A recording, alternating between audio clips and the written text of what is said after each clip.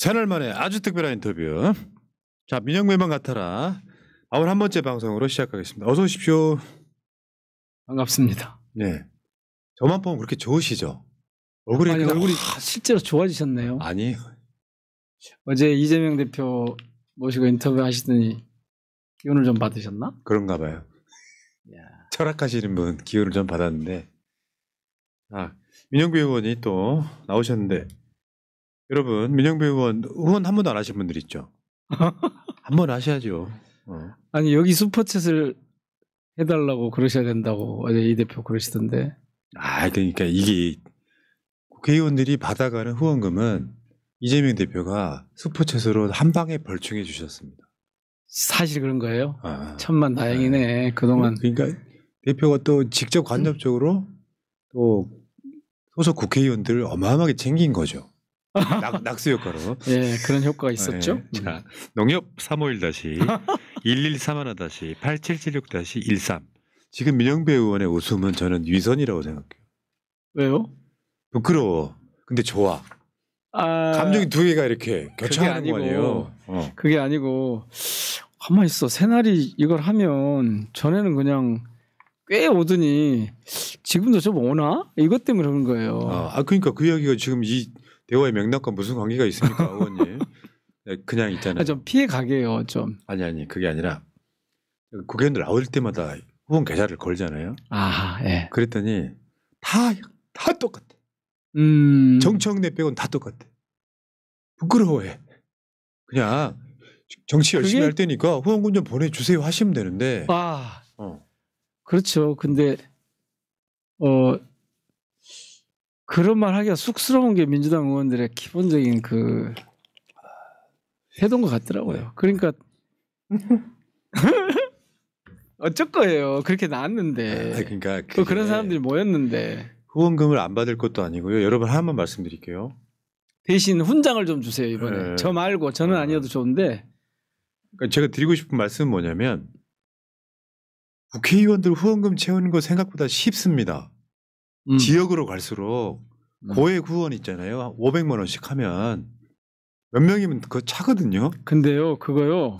요즘은 그거를 자꾸 공개하니까 안 하려고 그래요. 특히 기업하시는 분들은 절대 안 하려고 그래요. 문제는 제가 드리고 싶은 말씀은 지역에 뭐 이권 관련되어 있는 분들한테 후원금 받고 관련 법 발의해 주고 이렇게 되면 후원금 차는 건 쉬운데 그런 정치 하지 말라고 5천 원, 10,000원, 20,000원씩 후원금 보내주면 저는 후원금을 보내주시면 깨끗한 정치 하겠습니다 하시면 되는데. 오케이. 그럼. 그러니까 저기 이재명 대표가 엊그제 그 했잖아요. 후원 계좌 열었는데 금방 찼는데 그때 10만 원 이상 보내지 마세요. 10만 원 이상 안 받았잖아요. 알겠습니다. 저도 그러면 10만 원 이상 안 주고 대신 10배, 20배로 참여해 주십시오. 그러니까 의원님 얼굴에 좀 뻔뻔이라고 쓰면 훨씬 재밌을 텐데. 알았어요. 너무 선비야. 노력해볼게. 겸양지덕 이런 거 있잖아요. 그게 너무 이렇게. 제가 조금 전에 말씀드리려다 말한 게 그 훈장 주십시오 그 말이 무슨 말이냐면 전 진즉부터 그런 생각을 했는데 윤석열 파면이 딱 결정되고 나면 이번에 이 명령을 거부했던 그러니까 내란 명령을 거부했던 비상계엄의 부당성을 인식하고 적극적으로 나서지 않았던 그래서 비상계엄을 실패하게 만들었던 그런 그 장교들 있잖아요. 이런 장교들 찾아서 뭔가 해줘야 돼요. 뭔가 보상을 해줘야 돼요. 실제로. 너무 치고 들지 마세요. 지금 아직 인트로가 덜 끝났어. 그래요? 이따가 그 말씀할 기회 드릴게요. 그 얘기 꼭 하게요. 저기 보니까 고고식님이 20 할라 했더니 에이 그냥 안 해야 되겠다. 아까 10 이야기 하셔가지고 재밌게 해요. 너무 진지하면 요즘 기빨려. 조금 재밌어졌다고 지난주에 그랬는데 아직 멀었구나. 그러니까 이게 기빨리는 게 뭐냐면 투쟁성만 너무 강화를 시키면 보는 사람들이 지쳐. 왜 우리가 그 무대 위에 올라갔을 때 집회 무대 올라갔을 때 처음부터 끝까지 소리 지르면 있잖아요. 사람들이 귀에 안 들어온대요.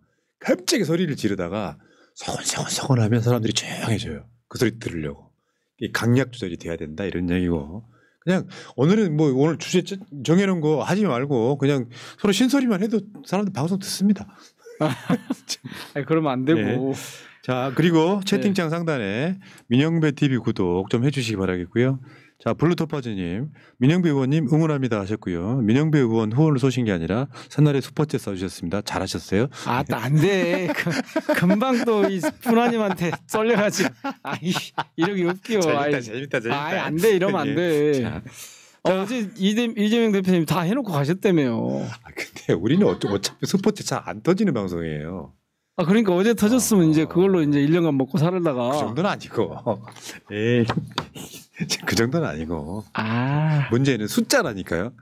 예를 들면 슈퍼챗도 한 막 1,000원, 2,000원짜리가 계속 터지면 기분 좋아요. 근데 그거 한 50번, 500번 터지게 하니까 50만 원짜리잖아요. 그것보다 더 행복한 게 사람의 숫자. 민영배 후원회가 1,000원, 2,000원은 좀 너무 좀 그렇다 치더라도 5,000원, 10,000원짜리가 막 수백 개 터지면 기분 좋잖아요. 좋아. 민영배 힘내라 이렇게. 그러니까 그 탈당할 때 말고는 그런 경험을 해보지 못했어요. 네. 그때 탈당했더니 10,000명 넘게. 저기요 의원님 한 번 더 하시게 가요. 네? 한 번 더 하시게요. 아따, 그럼 이제 어디로 가란 말이요? 아니, 어디 국힘으로 가란 말 아니고 무소속으로. 지금은 그럴 일이 없잖아 지금. 그거는 민영배 의원만 겪어본 특수한 상황이었죠. 아, 제가 진짜 진지하게는 말씀 안 드렸는데 사실 그때요 각오를 단단히 했어요. 말렸다니까요 다들. 제 주변에서도 말리고 아주 촉기 있는 사람들만 명분이다 정치는 해라 그런 거고 대부분 말렸어요. 우리 보좌진이 특히 말렸는데 그때 제가 제 부자진들한테 그렇게 얘기했습니다. 야, 내가 이 다음에 복당을 못하든 그 다음에 또 국회의원을 못하든 이런 일을 해볼 기회가 언제 있겠냐 내 정치 인생에. 그래서 이거는 이 자체로 그냥 의미 있는 거야. 야, 근데 그렇게 검찰하고 싸웠는데 이렇게 무너지네요 정말. 네. 아, 지금 생각해도 그 비상계엄 있었던 12월 3일을 지나고 4일 새벽 1시 그 즈음에 딱 해제 딱 되고 나니까 사실 온갖 생각이 다 들더라고. 야, 이렇게 시대가 바뀌는구나. 그렇죠. 아니 지금 네. 의지하시는 거예요? 네? 지금 의지하시는 거예요? 그러니까 탈당 그리고 나서 격세지감 느낀다고 지금 말씀하시는 거죠? 네. 알겠습니다. 자, 근데 이게 본질이 지금 검찰 그렇죠. 정치 검찰하고 민주당의 싸움이었거든요. 제가 언제 말씀 한번 드렸잖아요. 네. 이렇게 걔들이 올라가고 이렇게. 예, 알겠습니다. 자, 아루이 TV님께서 아따 그럼 어디로 간단 말이요? 이게 지금 의원님의 그 사투리를 댓글창에 써주셨고요. 자, 여러분 민영배 후원 좀 부탁드리고 본격적으로 출발하겠습니다. 네. 자, 일단 이거요. 네. 그래도 명색이 새날 고정이신데 네. 의정 활동 잘하는 거는 칭찬을 먼저 해야죠. 지금 민영배 의원이 군인 부당명령 거부법 발의했다고. 이런 법은 필요하지 않아요? 이게 12.3 내란 방지법이에요. 이를테면. 곽종근하고 김현태 차이 같은 거요. 아, 근데 곽종근은 애매해요, 사실. 애매해. 그러니까 명령이 부당하다고 여기면 군인들에게 이 부당한 명령에 거부할 수 있어야 돼요. 일단 위헌적인 비상계엄을 하려고 하면 오늘 그 한겨레 재밌는 그 기사가 나왔던데 부당 지시 안 따른 현장 지휘관들 그래가지고 그 선관위 서버 뜯어와 했잖아요. 네. 방첩 사령부에서. 근데 여인형이 그걸 했는데 이때 거기에 있는 정성우 대령이라는 사람이 법무실장을 쫓아가요. 그래가지고 야 이거 맞아? 이러니까 윤비나라는 법무실장이 대령인데 여기도 그렇게 얘기하는 거예요. 아니 이거 안 돼. 헌법하고 개헌법 위반돼. 이렇게 해가지고 반대해버렸어요. 그래서 그걸 안 되면 뜯어오라고도 했는데 안 하고 온 거잖아요. 안 한 거잖아요. 그러니까 그런 군인들이 많아서 사실은 내란 성공 못한 거예요. 정보사령부에서 가가지고 이거를 어떻게 해보려고 했는데 방첩사가 안 가버리니까 못 해버린 거예요. 근데 뭐 그러나 마나 어머니 짓 하다 말았을 텐데. 네. 자, 그러니까 저런 상황이 이런 법으로 정해져 있으면은 네. 내란 일어날 수가 없다. 그렇죠. 사실은 민주당이 써먹을 수 있는 법은 아니에요. 알고 보면 민주당에서 그런 일이 일어날 리가 지금 민족의 운명을 놓고 얘기하는데 민주당 가지고 얘기하면 어떻게 자, 합니까? 그리고 지금? 빨리빨리 할게요. 자, 다음에 민영배 의원이 또 대표 발의한 저번에 한번 말씀드렸습니다. 현대미술관 광주유지법 상임위를 통과했다. 이게 지금 문체인가요? 예. 통과하면 지금 그럼 이 어떻게 해요 이제? 그다음 과정이 어떻게 돼요? 그러니까 지방 박물관 및 지방 미술관이 권역별로 균형 있게 설립될 수 있도록 하여야 한다 했기 때문에 앞으로는 기존에 있는 지역 말고 다른 지역, 그러니까 광주 같은 데가 없거든요. 그런 데 되는 거죠 이제. 그러니까 지금 수도권, 중부권, 영남권에 다 있어요. 아 그래요? 네. 국립현대미술관이 다 있는데 우리 대표가 관심 갖고 있는 그 호남에 대한 열정 있잖아요. 우리 대표가 누군데요? 권현문 대표? 이재명 대표. 그 우리 대표라고 그랬어요. 제가. 네. 제가 당원이니까. 아. 그럼 그쪽 대표는 누구세요? 뭐 권영세입니까? 우리 그러니까 대표는 이재명 대표가 제가 그 얘기하는 게 괜찮은데. 네. 하여튼 저도 당원이잖아요. 관심을 갖고 있는 대표가 네. 호남에 대한 특별한 애정이 있는 사람이잖아요. 호남으로부터 인정받고 싶어하고. 그거죠. 네. 그 분명하죠. 그건 제가 오래전부터 쭉 확인하고 있었죠. 그게 그런 게 이제 가능해지는 거죠. 근데 여기다가 아예 그냥 하여야 한다 해버렸어요. 하여야 한다. 강제 조항으로. 강행규정이죠. 네.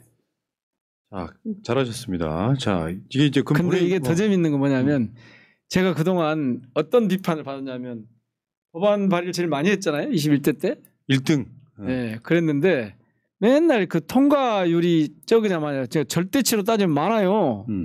호남에서 1등이야. 호남 원들 중에. 근데 뭐라고 하냐면 원안 통과가 안 됐다고 엉뚱한 기사를 쓴 사람들이 있었어요. 원안 통과가 안 됐다고. 법안이 원안 통과하고 그렇게 대안이 통과되거나 수정해서 통과되는 것이 다른 건 줄 안 갚더라고. 그래가지고 저한테 그랬는데 이번에는 처음으로 원안 통과가 됐다니까요. 원안. 네. 그 이야기셨군요.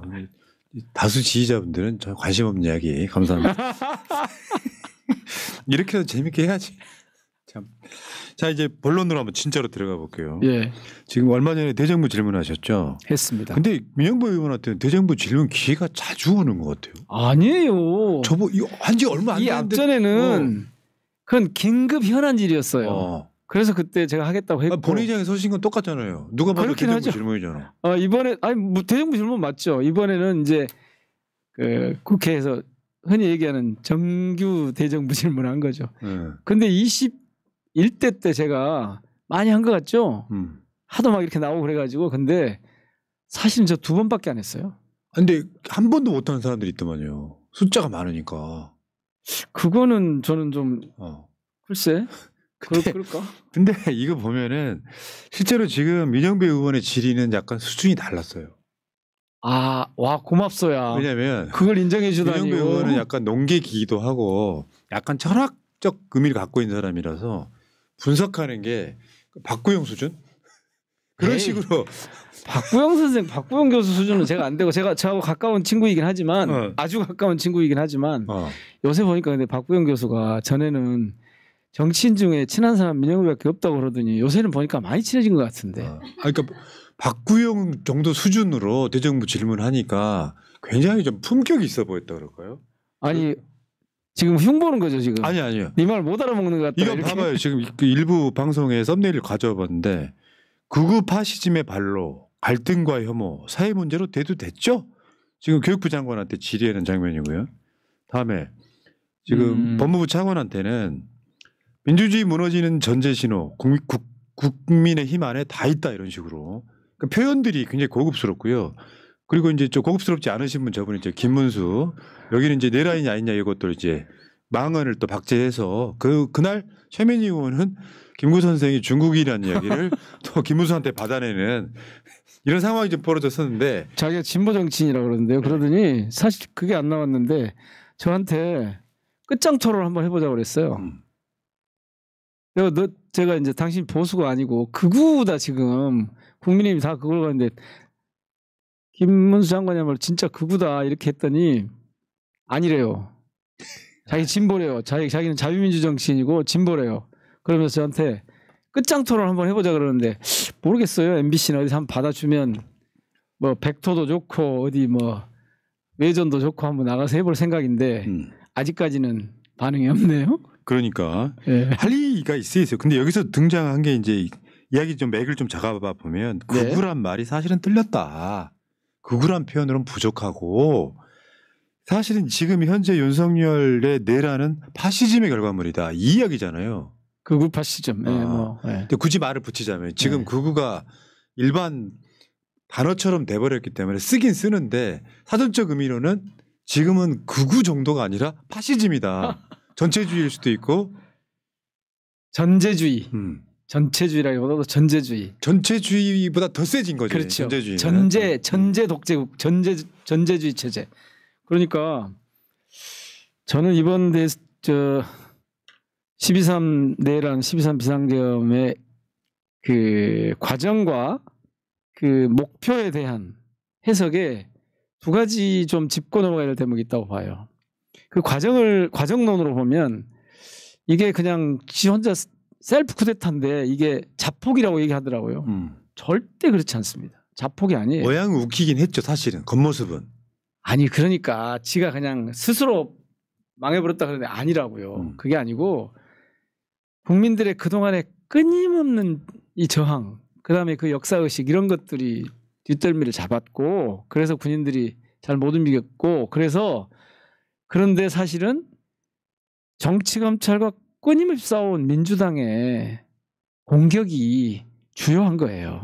그 점을 지금 우리가 대놓고 얘기할 일은 아니지만 나중에 반드시 들여다봐야 돼요. 그다음에 두 번째는 이 사람이 무슨 이 보수적인 자기 체제를 그냥 어떻게 해보려고 한 그런 게 아니고 이거는 이제 이른바 극우의 확장 과정을 신진욱 교수 같은 분들이 분석을 이렇게 해놓은 거 보면 4단계까지 가서 그 4단계가 권력화 주류화 단계라고 하는데 그걸 넘어서는 거예요.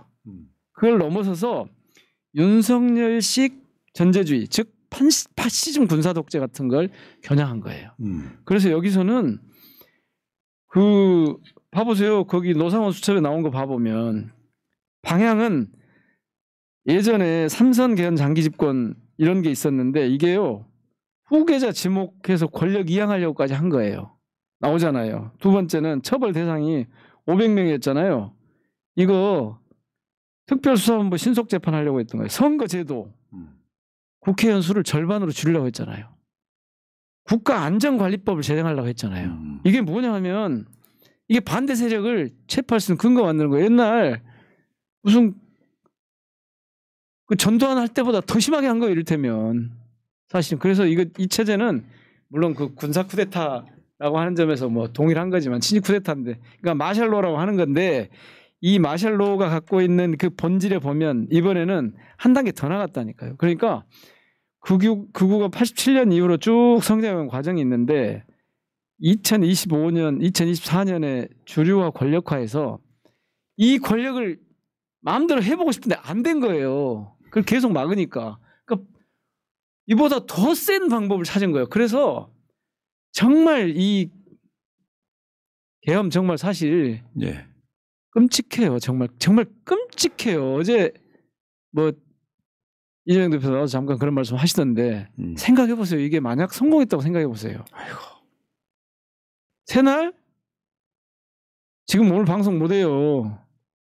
MBC 저 방송 못 해요. KBS 어떻게 됐겠어요?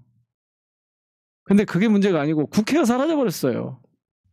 MBC가 한번 그 AI 통해서 어떻게 됐을까 그걸 해놓은 게 있던데 그래서 저는 정말 시간이 지날수록 사실 그때는 제가 잘 못 느꼈거든요.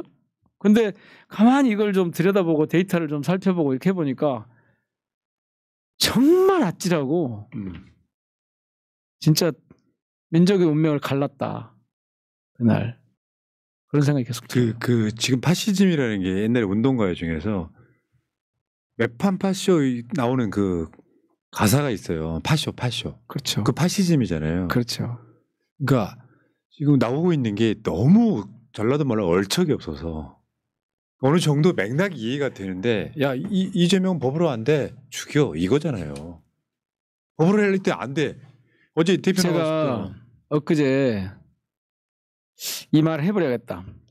엊그제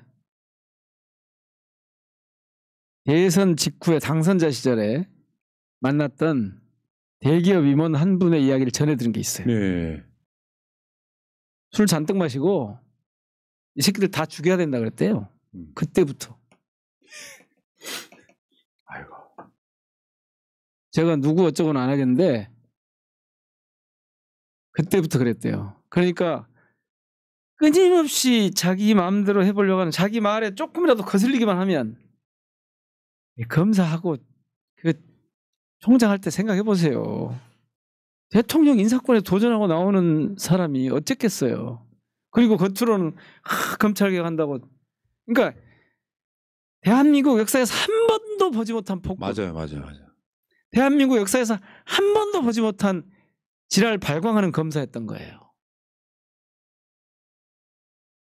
진짜요. 이건 신부님이 하셨잖아요. 대한민국 역사에서 한 번도 보지 못한 국가 지도자였다니까요. 최악이죠. 사실 최악이죠. 아니 옛날 왕도 이렇게 안 했을 거예요. 그러니까요. 지금 연상 저는 시간이 지날수록 진짜로 이 사람이 무슨 짓, 아니 그러니까 국회에 가서 저기 바이든 날리면 나왔을 때도 국회 향해서 이 XX를 한 거 아니에요. 그게 국회를 향해서 했다 그랬잖아요. 그 사람에게 국가가 있었겠어요? 나라가 있었겠어요? 그 사람에게 인간에 대한 애의 같은 게 일이라도 있었겠어요? 저는 진짜 시간이 지날수록 진짜로 더 트라우마가 진짜 생겼다. 현타 오죠. 네, 현타 와요 지금. 진짜 희한하게 그 당시에는 제가 별로 휴 하고 한숨을 내쉬는 정도였거든요. 아이고 다행이다. 안도의 한숨 같은 걸 내쉬었는데 이 드러나는 과정을 보니까 이게 진짜 어쩔 뻔했어요. 와, 짐승이에요. 제가 그때도 말씀드렸지만 짐승의 시간을 견뎌온 거예요. 그 대정부 질문할 때 말씀하시는 맥락도 하나 있는데 예. 사실은 이게 지금 보수 세력은 그 사실을 숨기고 싶어합니다. 노상훈 수첩 같은 거. 최근에 드러나는 게 윤석열이 평상시 때 그 리스트에 등장하는 사람들에 대해서 부정적으로 이야기했다는 거고, 그것이 김용현과 노상훈을 통해서 실제로 실행되려고 했던 거고, 계엄 해제가 안 됐더라면 소위 말하면 노상훈 팀이 움직였을 거다 이런 보도가 나오고 있잖아요. 실제로 윤석열 생각이 계속 부정적으로 말한 사람들은 리스트업이 되고 그 리스트에 들어있는 사람들은 수거해서 사살하는 과정이, 그러니까 민주국가에서 생각이 어떻게 발전하면, 의원님이나 저 같은 경우는 어떤 상황에 있어서 생각의 한도치라는 게 있잖아요. 생각의 한도치. 내가 누구 마음에 안 든다고 그 사람 칼로 찌길 생각은 못 하잖아요. 굳이 할 수 있는 건 법에 의해서 사적 제재가 안 되니까 고소고발을 할 수 있지만 나머지는 그런 게 아니라 사람 사가지고 손칼로 그냥 죽여버리는 그거잖아요. 그것도 대통령이란 자가. 그러니까 있잖아요. 새 지상에서 지금까지 나왔던 모든 영화적 상상력의 극악함을 넘어서는 그 상상력이에요. 이거는 어떤 영화에서도요. 이른바 이 지배 집단이 그렇게 하진 않거든요. 그래서 저는 시간이 지날수록 정말 끔찍해서 요즘 이제 아이고 이런 사실이 막 나오니까, 그래서 제가 사실 이번에 대정부 질문할 때 지금 조금 전에 말씀하신 국민의힘이, 제가 지난번에 한번 말씀드렸죠. 이게 반국가 세력, 반체제 세력의 중심에 있다. 이게. 그렇죠. 그 얘기를 제가 강조하려고 했어요. 근데 그때 아따 시간 조절 잘못해가지고 그 말을 제대로 많이 못했는데 그거예요. 그러니까 저 사람들이 거기에 이중적인 의미가 있거든요. 그 단순히 그것뿐만 아니고 하나는 지금 말씀하신 대로 그거를 숨겨야 자신들의 본질이 드러나지 않으니까 자신들의 본 모습을 숨기려고 하는 게 있고, 아니 생각해 보세요. 지금 나라가 이 모양이 됐는데 하는 일이 아무것도 없잖아요. 이걸 수습하려고 하는 게 아니잖아요. 계속 그걸 선동하고 있잖아요. 맞습니다. 그리고 그런 선동하는 사람들을 뒷받침하고 옹호하고 세상에 선물을 보내요. 말이 여당에, 어제는 들어보니까 여당이 아니라 산당이라 그러던데. 네. 야당도 아니고 산당. 네.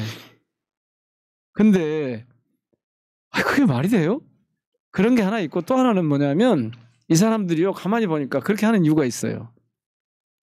대선 준비를 시작한 거야. 진즉부터.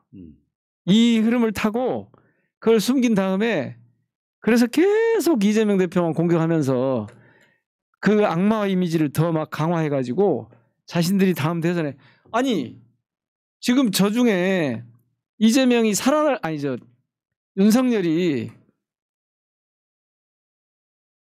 파면당하지 않을 거라고 생각하는 의원이 있을까요? 국힘에? 윤석열도 그렇게 생각할 거예요. 나 파면이구나. 정상인이라면. 정상인 아니니까 거기는 놔두고요. 그런데 없을 거예요. 그런데 왜 그러면 저렇게 하고 있는가? 아니 심지어 정광훈의 전환길에 그 웬 또 전 씨들이 또 그런지 모르겠는데 그 사람들을 그렇게 하고 있는가? 그건 뭐냐면 계속 야당 정치인들, 야당 민주당하고 이재명 공격해서 사전 선거운동을 지금 하고 있는 거예요. 이 판에. 그래서 제가 얼마 전에 하도 안 되겠다 싶어서 포스팅을 한번 했어요. 페북에. 저 대응해야 되고 우리도 그 준비를 해야 된다. 노골적으로 해야 된다. 저거는 지금 대선 준비하고 있는 거다. 아니 안 그러고는 설명이 안 되잖아요. 저 사람들이 윤석열이 파면할 걸 뻔히 아는데 복귀하겠어요? 복귀 못할 거 아니에요. 그러니까 저러고도 다시 정권 잡으려고 하는 그 파렴치함이 난 더 열받더라고. 사실은 저 사람들이 사는 길이 딱 한 가지 있어요. 앞으로도 보십시오만 지금처럼 하면 소멸합니다. 제 표현으로 하면. 설 자리가 없어요. 이미 제가 그때도 그런 말을 했는데 김문수 장관한테 이미 극우가 보수 정당을 다 집어삼켜버렸다. 없어요. 갈 데가 없어요. 이대로 가면 그냥 소멸합니다. 뭐 당을 바꿔갖고 어쩌고저쩌고 해보려고 해도 안 될 거예요. 아주 극소수 지금 무슨 여론조사 이런 거하고 상관없이 근데 그게 착각하고 있어요. 지금 여론조사 때문에 그 결과 때문에 착각하고 있는 건데 소멸할 건데 그러면 저 사람들이 정신을 좀 차려서 손절하고 윤석열 손절하고 출당시키고 그리고 우리는 새롭게 해보겠다 라고 나와야 그나마 뭐 좀 해볼까 말까 하는데 그렇게 하지 않으면 망할 거고 망하면 그 다음에 남은 건 뭐겠어요. 저 지금 여론조사 지탱해 주는 건 다 저 극우 저쪽 계열에서 이 세게 동기화가 돼가지고 지금 찍고 있는 건데 그걸 그 실체의 내용을 제대로 모르면 큰일 나요 진짜. 근데 정말 놀랐어요. 거기에 지금 소돔과 고모라가 지금 그런 상황이 전개되고 있는데 의인 열이 없는 거예요. 저는 그때 18명이 들어와서 내란 그러니까 비상계엄 해제 결의할 때 참석을 했길래 그래도 의인 열은 있구나 생각했거든요. 근데 요새 보니까 다 어디 가버렸어. 네. 그걸 기회주의라고 하는 거예요. 그러면 앞으로 계속 선거에 패배할 거예요. 민주당이 특별하게 잘못하지 않는 한. 맞죠. 그래서 망하는 거예요 그냥. 윤석열이 보수 괴멸을 만들어주고 있는 거예요. 그게 이제 문재인 대통령의 빅픽처. 그런 농담하지 말고 재미없어 지금. 자, 알겠습니다. 한정된 시간 안에. 자, 어쨌건 이거는 그냥 극우 파시즘이다. 이거 상상도 못했고요. 최근에 드러나는 거 보면은 그러니까 이런 거 있잖아요. 이게 그냥 쌍욕이 나오는 거예요. 저런 자가 대통령이었다니. 쌍욕이 나오는 정도예요? 네. 아니 그 표현의 어떤 한계치를 못 느끼겠는. 그렇죠. 자, 그런데 문제는 그 자들이 다른 것도 아니고 광주에 와요. 물론 여러분들은 다 아시죠. 그러니까 광주 민심이 뭐 윤석열 탄핵을 반대한다가 아니라 외지에서 굉장히 많은 차를 동원해가지고 저 화면 뒤에 골 때리는 게 저 뒤쪽이 금남로고 이쪽이 도청 앞이죠. 네. 근데 이쪽 도청 앞에 굉장히 많은 사람들이 모였고 그 중간에 차벽을 해서 그쪽에 이제 저 뒤쪽에 금남로 쪽에 동원된 외지인들이 모였던 거거든요. 저렇게 모이니까 이 화면을 전체를 쓰고 광주에 모인 몇만 명은 뭐 이재명을 물러나라는 무슨 집회다 이런 식으로 또 말도 안 되는 언론의 헤드라인을 잡아내고 있는데 문제는요. 저 자리는요. 저도 어렸을 때 굉장히 많았던 도로이기도 하고 이 뒤로 오면 전일빌딩 그 뒤쪽으로 오면은 옛날에 상무관 그다음에 도청 있으면서 5.18의 직접적인 상징적인 곳이거든요. 근데 저렇게 소위 말하면 극우 파시스트들이 저는 원래는 저기에 그러니까 원래 집회 허용이 도청 앞에 안 됐던 거고 금남로에는 가능했었던 모양이죠. 그러니까 이제 그 도청 앞은 광주시가 관리하는 곳이어서 거기는 뭐 안 된다 그러니까 거기는 그리고 집회 신고가 이미 이제 그 비상행동 쪽에서 하고 있어서 또 시장도 뭐 앞장서가지고 안 된다 그러고 있으니까 금남로에 그 우등빌딩이라고 있는데 거기다가 이제 신고를 한 모양이에요. 근데 거기는 뭐 경찰에서 집회를 허락하지 않을 방법이 없다네요. 저는 사실 저거 할 때 저렇게 같이 하는 게 좋을까에 대한 회의가 좀 있었어요. 그냥 금남로를 저들이 짓밟게 내버려 둘 수 없다 이것 때문에 우리가 이제 맞짱을 떠준 건데 저건 저렇게 비교를 해야 될 집회 자체도 아니고 저거는 그냥 개무시하면 그만일 저 집회는 이쪽 저쪽을 비교할 게 아니에요. 제가 이번에 깜짝 놀란 게 제가 저거 할 때 그랬거든요. 어떤 언론에 그런 얘기를 했는데 저거 딱 보고 보나마나 광주에서 양쪽이 무슨 충돌하는 하는 것처럼 세과시 한 것처럼 그렇게 하지 말아달라. 이건 전혀 다른 성격의 것이다. 저게 무슨 같이 상대할 만한 뭐가 있어야 그걸 해볼 텐데 그런 게 전혀 아니잖아요. 그런데 저거를 마치 양쪽에서 뭐 팽팽하게 무슨 충돌한 것처럼 또는 맞아요. 저기에 대응하느라고 우리가 한 것처럼 아니거든요. 그리고 제가 그 페이북에도 포스팅을 했는데 전날 신부님 한 분이 발언을 하시더라고요. 근데 이렇게 하시는 거예요. 이것들아! 이 땅이 어딘데 그 더러운 발을 들여놓느냐. 썩 물러가라 이렇게 하시더라고요. 제가 그래서 그날 발언 중에 최고다. 그런 포스팅을 한 적이 있는데 오지 않아야 할 곳 그리고 조금만 생각해보면 와서는 안 될 곳. 사람들이 아닌 거죠. 네. 그 자리가요. 5.18 때 수백 명이 죽어나간 제가 자리예요. 깜짝 놀랐는데요. 전한길이라는 사람이 그날 강사로 초청돼서 왔더만요. 네. 제일 첫머리에 말을 뭐라고 시작한 줄 아세요? 제가 오늘 붉은 셔츠를 입고 왔습니다. 붉은 티를 입고 왔더라고요. 왜 그런 줄 아십니까? 이곳 금남로가 5.18 당시에 핏빛으로 물들었다는 그 사실을 상기시키려고 제가 붉은 옷을 입고 왔습니다. 그래서 제가 그걸 보고 쟤는 무슨 역사 강사라고 그러던데 역사 강사도 아니고 쟤는 약간 그 좀 뭔가 좀 하여튼 제정신은 아니다. 그런 생각을 했습니다. 어떻게 거기 와서 그렇게 말하면서 광주를 그렇게 모욕할 수가 있어요. 그곳이 어느 곳인데 정말 금남로가 대한민국 민주주의를 지켜온 것이고 대한민국 헌법에 이를테면 모태 어머니의 땅 같은 곳인데 거기 와가지고 그따위로 이게 망언도 아니고요. 좀 극악무도한 사고방식을 가졌더라고요. 좀 말을 그래서 제가 딱 그 생각이 들었어요. 네. 그래 윤석열과 딱 닮았구나. 그러니까 와서 그러지. 말을 거칠게 하면 그냥 정신병자들인 거예요. 저는 차마 그 말밖에 안 썼는데 공감력이 없으니까. 그러니까 거기가 그런 사람들이 있어야 할 곳은 거기 금남로가 아니에요. 병원으로 가야 돼요. 윤석열이 공감력이 없어서 이 지경 된 거거든요. 그럼요. 나 때문에 아팠을 사람, 내가 법을 지켜야 되고 이 과정들을 전혀 생략한 채 자기한테 반대하면 뇌 속에서는 내가 널 죽여버릴 거야.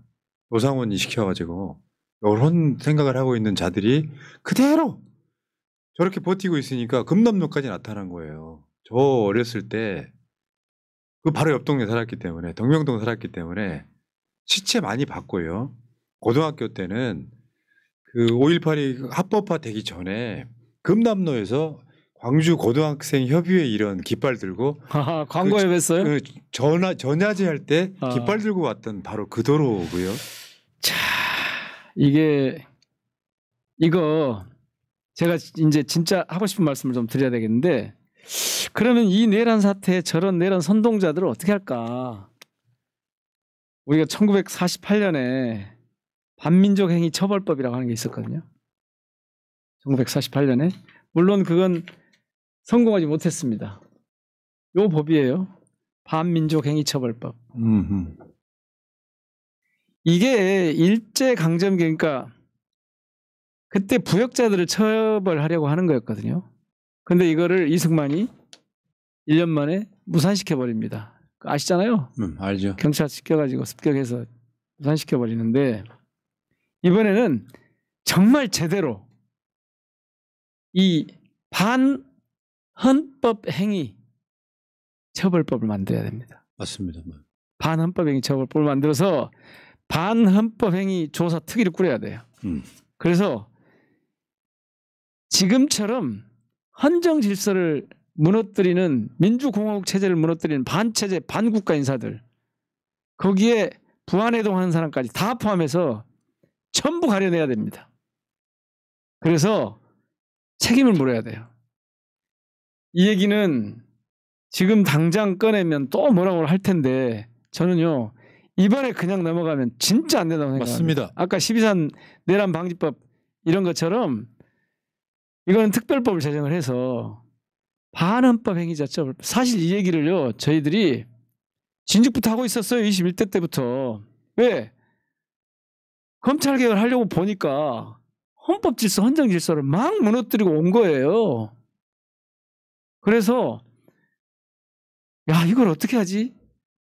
반헌법 행위자 처벌법 이거 만들어야 된다.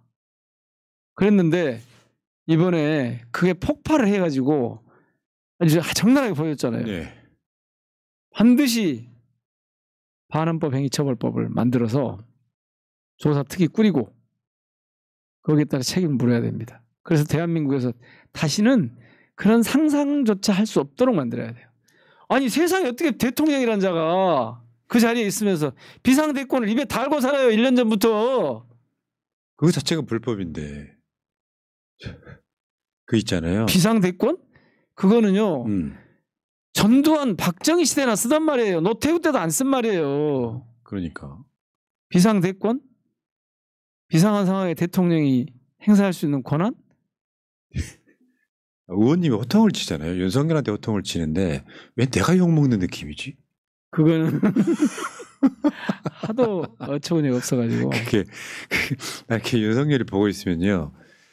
앞으로 그럼 호통 안 칠게요. 그러니까. 아무리 지금 제가 좀 의원님 경악까지는 하는데 너무 어처구니가 없으니까 예. 인간 자체가 불쌍해 보이는 거 있잖아요.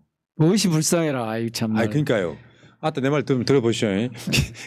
그게 뭐냐면 불쌍하다는 게 가렸나요? 인간이 너무 질이 낮으니까 얘가 뭐 잘못해서 불쌍한 게 아니라 무슨 말인지 알겠어요. 저런 대가리로도 대통령을 했구나 싶은 막 경멸의 의미 이런 거 있죠. 그러니까 이게 보통에 누구나 다 대통령 자리에 올라갈 때 웬만한 사람들은 지금 이재명 대표처럼 대권 수업이라는 걸 받아요. 누가 가르치고 그러진 않지만 뭔가 정치를 경험하면서 그런 거 없이 나와가지고 이재명 법으로는 안 되겠어. 야 이거 수거해서 사살해버려 이게. 제가 시간이 갈수록 아까 말씀드렸잖아요. 현타가 진짜 세게 온다니까요. 그래서 갈수록 저는 막 더 아니 정말 어찌 될 뻔했나. 이 앞전에 단전 단수 이것 때도 그랬고요. 요새는 이거 보면 할수록 이게 저 뿌리를 뽑지 않고는. 그래서 요새는 무슨 생각이 드냐면 이제 검찰 개혁 진짜 말하기 싫네. 검찰 진짜 이 4년 내내 제가 사실은 21대 때 내내 검찰하고 싸우다가 여기까지 왔는데 이번에는 이 인간이 이게 뭐야 이게 진짜 정치를 못하게 하네. 방송 이제 선생님 마무리 하십시다요. 의원님. 우리 부족한데 방송을 남기잖아요.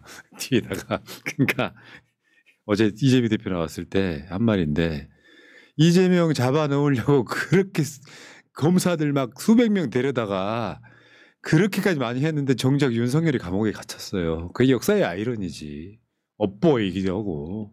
인과응보죠. 그러니까요. 아까 말씀하신 반민특위처럼 근데 이건 전격적이어야 돼요. 김영삼 대통령 때 금융위 실명제 하듯이 갑자기 포고령이 떨어지는 거야. 비상계엄 뭐 그게 아니라도 그래가지고 오늘부로 반민족행위 한 사람들 싹 다 잡아들인다 해가지고 그럽시다. 광풍을 만들어갖고 처벌하면 되지요. 그럽시다. 특별법 만들어가지고 그럽시다. 그래. 거기에는 민영배 의원이 앞장서 주실 것을 믿어 의심치 않습니다. 법안 만들고 있습니다. 검찰 개혁도 민주당이 갑자기 전격적으로 기습적으로 150석 이상 통과시켜가지고 거부권 행사하면 끝나잖아요. 할 수 있잖아요. 근데 그게 생각해 보면 멀리 있는 게 아니라 3개월 안에 이루어질 일들이에요.